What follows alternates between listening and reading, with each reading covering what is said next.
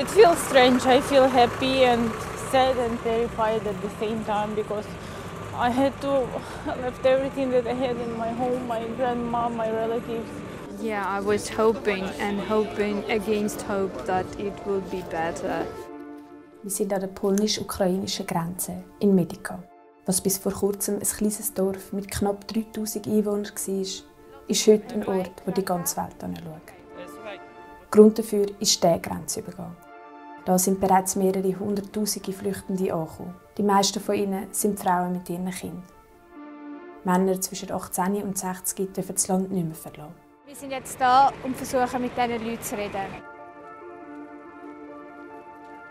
So you just crossed the border right now? Yeah, I did. How does it feel? It feels strange. I feel happy and sad and terrified at the same time because I had to left everything that I had in my home, my grandma, my relatives, my work, my friends, everything. But just because of the safety of my kids, like the choice was very hard. I was doubting myself, do I really have to go or not? But then like it was very scary because the troops they were very close to my city and I was scared, so I decided that I have to go. And how many days did you travel now? 5 days. And the line which are going to the border was 3 days. It was a line of the cars which were like 27 kilometers. How are your kids? They are fine. Hopefully they don't understand because they're too small. And what did you bring with you? I have like maybe 2 t-shirts for each of us, maybe 2 like jumpers and 2 pair of trousers and that's it. And 1 blanket. Oleksandra erzählt mir später, dass sie sich fast schlecht fühlt, dass sie das Land verlassen hat. Viele Bekannte sind noch dort und helfen den Soldaten. Der Grund, wieso sie gegangen ist, sind ihre Kinder. Wir haben auch noch jemand anderes getroffen, der bis zum letzten Moment gewartet hat, das Land zu verlassen. Die Valeria. Yeah, I was hoping and hoping against hope that it will be better. It will go into some negotiation stage whatsoever that will at least freeze this conflict, at least avoid the casualties and the deteriorating of infrastructure, but it never did. So we knew that we have to go someplace else. Sie ist mit ihrer Mutter und ihren Schwestern gekommen. Den Vater konnte sie nicht mitnehmen. Er ist zu krank und hat die Reise nicht geschafft. Vor Ort hat es zigtausend Freiwillige, die Menschen wie Valeria und Oleksandra helfen. Unter ihnen treffen wir eine junge Frau, die selber aus der Ukraine geflüchtet ist und vor Ort jetzt hilft. Auch sie wäre lieber in ihrem Heimatland. I wish to be there as it's really hard to stay here while all they are there. But I think that we can do here more than there. I didn't plan to be here as me and my family, we were skiing in Austria. When everything started, we just had to come to Ukraine.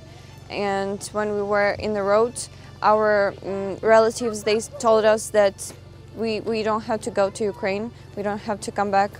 And we are now here to help people. Die meisten, die über die Grenzen kommen, wollen anders als Marta weiterreisen. Die Weiterreise gestaltet sich aber nicht ganz einfach. Friends, so far it's been a huge chaos. Everyone will tell you this. There's a lot of people helping here, which is great that people from Poland are helping, but it's also causing a lot of chaos with coordinations. Auch Oleksandra will weiterreisen. Zuerst auf Warschau zu Verwandten und dann auf Kanada zu ihrem Mann. Er arbeitet dort und ist einen Tag vor dem Krieg abgereist. Wir haben ihr angeboten, dass sie mit unserem Bus auf Warschau mitkommen kann.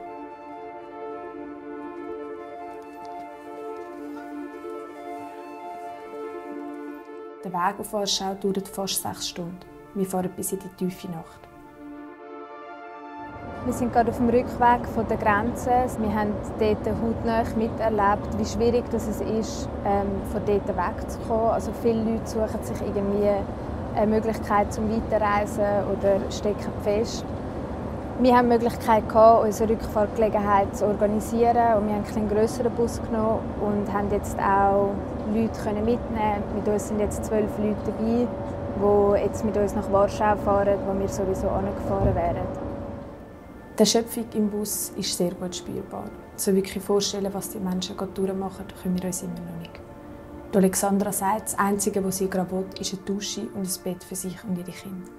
Sie erzählt uns auch, dass sie bis zu der Invasion nicht wirklich daran geglaubt hat, dass es Krieg gibt. Und auch bis jetzt kann sie nicht glauben, dass das alles gerade passiert. Am 2 Uhr morgens kommen wir endlich in Warschau an. Wir lassen alle 12 Menschen an einem Ort raus, wo sie jemanden kennen. Viele von ihnen haben Bekannte oder Verwandte, wo sie bleiben können. Zum ersten Mal an diesem Tag haben wir ein Lächeln auf dem Gesicht dieser Menschen gesehen. Es ist ein kurzer Moment der Erleichterung spürbar, auch wenn der Weg dieser Menschen nicht hier in Warschau am Bahnhof aufhört.